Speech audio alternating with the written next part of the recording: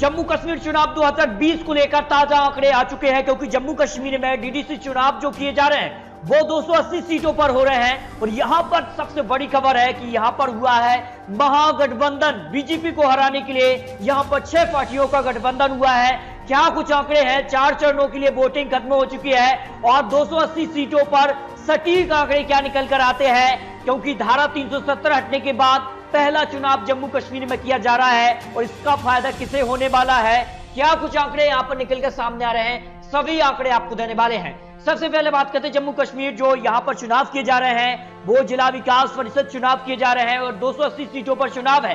और इस चुनाव को जीतने के लिए यहां पर बात करें तो बीजेपी के लिए यह चुनाव काफी महत्वपूर्ण और बीजेपी को टक्कर देने के लिए यहां पर गुप्तकर गठबंधन यहां पर बना है। हालांकि कांग्रेस इस गठबंधन से दूर है। अब किसे क्या मिलने वाला है, इस पर कुछ बड़े आंकड़े देते हैं। सबसे पहले बात करते हैं धारा 370 हटने के बाद जम्मू कश्मीर में यहां पर ईवीएम से यह चुनाव ना होकर बैलेट पेपर से चुनाव कराया जा रहा है। 28 नवंबर से 19 दिसंबर को यह चुनाव संपन्न होगा। यानी बात करें तो यहां पर नतीजे भी आ जाएंगे, उसके भी आंकड़े आपको देंगे। लेकिन 8 चरणों में ये वोटिंग हो रही है और इसलिए 4 चरणों की वोटिंग खत्म हो चुकी है, उसके भी आंकड़े आपको देने वाले हैं। क्योंकि अनुच्छेद धारा 370 हटने के बाद पहली बार जम्मू कश्मीर में वोटिंग हो रही है और इस पर जो मतदान है वो बढ़ चढ़कर हो रहा है और इसका फायदा किसे होने वाला है। लेकिन यहां पर बात की तो एक और बड़ा यहां पर खेल बीजेपी ने कर दिया है, वो है हैदराबाद में। जी दोस्तों, हैदराबाद बीजेपी कहीं नहीं टिकती थी। हैदराबाद कहीं ना कहीं जो अजहरुद्दीन ओवैसी है और टीआरएस का गढ़ रहा था, लेकिन बीजेपी उसको भेद चुकी है। अब आने वाले चुनाव में बीजेपी कई ऐसे राज्य हैं जो उनसे अब तक अछूते रहे हैं, उनको भेदने के लिए अभी से रणनीति तैयार करी है। पश्चिम बंगाल वो राज्य है जो बीजेपी अब तक अपनी सरकार नहीं बना पाई है। क्या कुछ होगा, लेकिन आपको आज बताएंगे। जम्मू कश्मीर के लिए जो चुनाव परिषद के चुनाव हो रहे हैं उस पर आंकड़े, ताजा आंकड़े आ चुके हैं। जहां दोस्तों टीआरएस को 56 सीट, जहां टीआरएस का गढ़ है, 99 सीटें यहां पर हासिल की, लेकिन बीजेपी ने यहां पर 48 सीटें हासिल की। यानी 4 से 48 सीटों पर बीजेपी पहुंच गई। इसके साफ संकेत कई चुनावों में बीजेपी यहां पर बढ़त हासिल करने वाली है। लेकिन बात करें धारा 370 हटने के बाद यह पहली बार हो रहा है, इतिहास में पहली बार है कि 6 पार्टियां मिलकर चुनावी मैदान में बीजेपी को हराने के लिए पूरी दम यहां पर दिखाई दे रहे हैं। लेकिन सवाल यह है, क्या बीजेपी को ये 6 पार्टी मिलकर टक्कर दे पाएंगी? क्योंकि बीजेपी कुछ बड़ा करने वाली है, क्योंकि गुफ्फर अलायंस कश्मीर में मजबूत है, जबकि भाजपा की अगर बात करें तो जम्मू में काफी मजबूत यहां पर दिखाई दे रही। एक तरफा यहां पर माना जा रहा है, जो बड़े एक्सपर्ट हैं आंकड़े निकल कर आ रहे हैं उस पर आंकड़े देने वाले हैं। इसके अलावा बात करें तो 6 पार्टियों में सबसे बड़ा नाम यहां पर डॉक्टर फारूक अब्दुल्ला है, महबूबा मुफ्ती। इस तरह से 6 पार्टियों ने यहां पर अलायंस तैयार किया है, लेकिन कांग्रेस को इसमें शामिल नहीं किया है। कांग्रेस शामिल नहीं हुई है, फिलहाल इसकी जानकारी नहीं है। लेकिन जो आंकड़े बन रहे हैं कि कांग्रेस क्या कुछ कर पाएगी, क्या कांग्रेस यहां पर कुछ यहां पर सीटें हासिल कर पाएगी, इस पर भी आपको कुछ बड़े आंकड़े देते हैं। क्योंकि अलायंस यहां पर बन गया है, क्या इसको वो आंकड़ा मिल पाएगा जिसके लिए यहां पर गठबंधन तैयार हुआ है।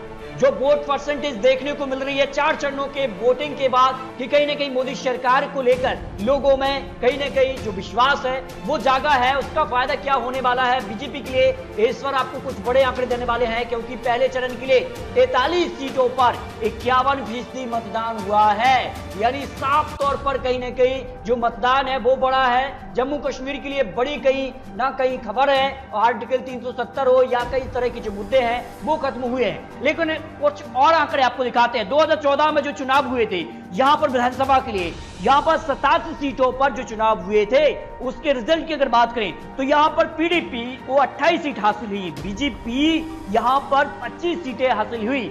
यानी बीजेपी कहीं ना कहीं पहले से ही यहां पर मजबूत स्थिति में चल रही है। इसके बाद धारा 370 को खत्म किया है मोदी सरकार ने, इसके बाद आंकड़े बढ़ रहे हैं और जो वोट परसेंटेज देखने को मिल रहा है बीजेपी कार्यकर्ताओं ने यहां पर अनुमान लगाया है कि इसका फायदा बीजेपी को होगा। इसके अलावा यहां पर अन्य जो दल हैं, कांग्रेस को 12 सीटें हासिल हुई, इसके अलावा जेके एनएससी को यहां पर 15 सीटें और यहां पर कुछ अन्य पार्टी को 2 सीट मिली।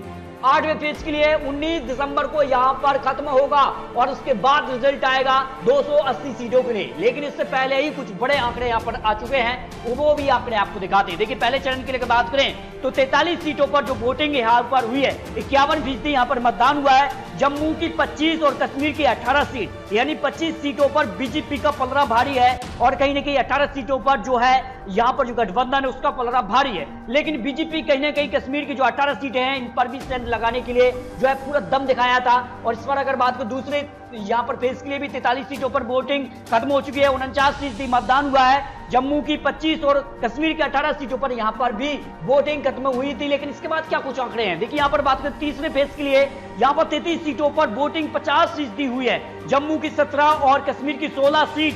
चौथे चरण की बात करें तो 7 दिसंबर को संपन्न हो चुका है चौथे चरण के लिए वोटिंग। लेकिन यहाँ पर बात करें तो 34 सीटों पर जो यहाँ पर वोटिंग हुई है उस पर भी अनुमान है कि जो आंकड़े बन रहे हैं कि यहाँ पर भी बम्पर वोटिंग हुई है। उसका फायदा किसे मिलने वाला है, जम्मू की 17 और कश्मीर की 17 सीटों पर यहाँ पर जो है वोटिंग खत्म हो चुकी है। लेकिन जनता ने 4 चरणों के लिए जो है यहाँ पर बैलेट पेपर से अपनी किस्मत का फैसला लिख दिया है। क्या गठबंधन को यहाँ पर बीजेपी कांग्रेस के लिए क्या कुछ होने वाला है, इस पर कुछ बड़े आंकड़े देते हैं। इसका अनुमान यह है कि बीजेपी जम्मू कश्मीर में काफी मजबूत स्थिति में है और 2020 यहाँ पर डीडीसी चुनाव में क्या कुछ आंकड़े बनते हैं, इसके लिए आपको कुछ और आंकड़े दिखाते हैं। देखिए हैदराबाद विधानसभा चुनाव को लेकर जो आंकड़े बने हैं, जो बीजेपी के लिए रिजल्ट बना है, इससे कहीं ना कहीं बीजेपी दक्षिण द्वार खोलने वाली है।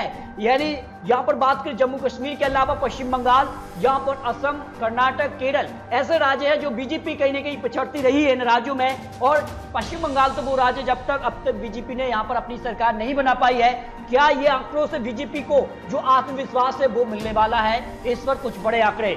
यहाँ पर जम्मू कश्मीर के लिए जो आंकड़े बनने वाले हैं वो बेहद ही चौंकाने वाले बनने वाले हैं, क्योंकि यहाँ पर बात करें हैदराबाद में बीजेपी ने 4 से 48 सीटें हासिल की। यानी बीजेपी का जो यहाँ पर वोट परसेंटेज था वो भी बढ़ा है, बीजेपी के लिए जो सीटें हैं वो भी बड़ी हैं। और ऐसे क्षेत्र जहां ओबीसी और टीआरएस का गढ़ माना जाता था उसको कहीं ना कहीं बीजेपी ने भेदा है। तो क्या होने वाला है, कुछ और आंकड़े आपको दिखाते हैं। आर्टिकल धारा 370 हटने के बाद ये पहला चुनाव 280 सीटों पर पहला ओपिनियन पोल, ये अनुमान है, ये आंकड़े हैं कई बड़े एक्सपर्ट लोगों की। यहाँ पर जो आंकड़े तैयार हैं उनकी भी यहाँ पर राय ली गई है। इसके बाद केंद्र शासित प्रदेश बनाए जाने के बाद ये पहला चुनाव हो रहा है। यहाँ पर क्या कुछ आंकड़े बन सकते हैं, ये अनुमान यहाँ पर लगाया जा रहा है। देखिए जिस तरह से यहाँ पर बीजेपी ग्रो कर रही है, हैदराबाद में बीजेपी ने यहाँ पर पलटवार किया है उस आंकड़ों के हिसाब से, और जिस प्रकार से यहाँ पर महागठबंधन तैयार हुआ है, जो पार्टियां आपस में लड़ती थी झगड़ती थी वो पार्टियां अब आपस में एक हो चुकी है धारा 370 हटने के बाद। क्या इन पार्टियों को जनता जो है यहाँ पर ज्यादा सीटें दे पाएगी या नहीं। एक्सपर्ट के आंकड़ों के हिसाब से, और जो पुराने आंकड़े यहाँ पर निकल कर आए हैं उन आंकड़ों के हिसाब से यहाँ पर जो महागठबंधन है उसको 50 से 70 सीटों तक ही यहाँ पर पहुंच रहा है। और बीजेपी यहाँ पर जबरदस्त वापसी कर रही है। बीजेपी को इन 280 सीटों में से 150 से 200 सीटों तक यहाँ पर बीजेपी जा सकती है, जो बड़े एक्सपर्ट यहाँ पर आंकड़े रख रहे हैं। कांग्रेस के लिए कह पाना मुश्किल है कि कांग्रेस यहाँ पर कितनी सीटें हासिल कर पाएगी।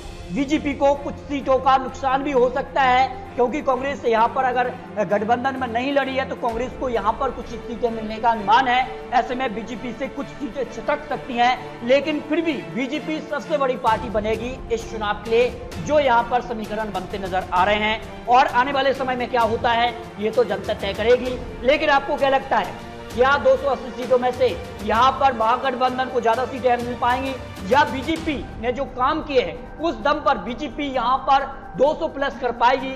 इस पर अपनी राय कमेंट बॉक्स में रख सकते हैं। क्या कांग्रेस को यहाँ पर कुछ सीटें मिल पाएंगी, इस पर भी अपनी राय कमेंट बॉक्स में रखिए। और इसी प्रकार की और महत्वपूर्ण लेटेस्ट अपडेट पाने के लिए अभी चैनल को सब्सक्राइब कीजिए। दोस्तों मिलते हैं और सटीक जानकारी विश्लेषण के साथ, तब तक के लिए जय हिंद, जय भारत।